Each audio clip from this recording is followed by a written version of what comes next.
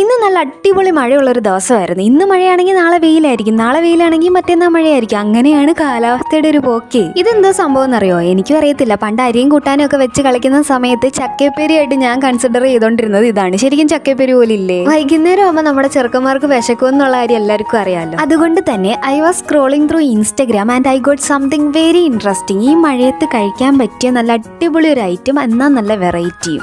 ഇവനാണ് നമ്മുടെ ഇന്നത്തെ താരം, വെണ്ടയ്ക്ക. ഇവന്റെ ഈ ഗിളികളാന്നുള്ള നേച്ചർ കാരണം മിക്ക ആളുകൾക്കും ഇത് അത്ര ഇഷ്ടമല്ല. ഇഷ്ടമുള്ളവരും ഇഷ്ടമില്ലാത്തവരും ഒക്കെ മസ്റ്റ് ആയിട്ട് ട്രൈ ചെയ്യേണ്ട ഒരു റെസിപ്പിയാടാ ഇത്.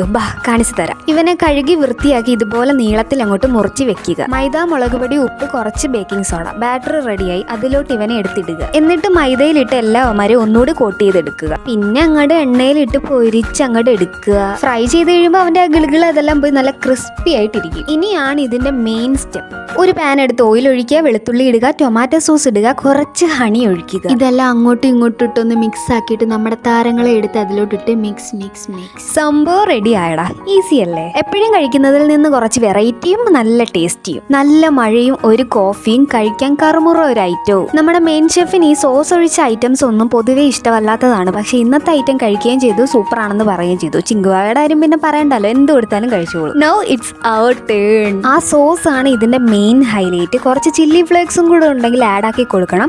And this is not the real recipe. എൻ്റെ കയ്യിലുള്ള സാധനം വെച്ചിട്ടാണ് ഞാൻ ഇതെല്ലാം ചെയ്തേക്കുന്നത്. റിയൽ റെസിപ്പി ഞാൻ കമന്റ് സെക്ഷനിൽ പിൻ ചെയ്ത് കൊടുത്തേക്കാം. അപ്പോൾ ഓക്കെ, ബൈ.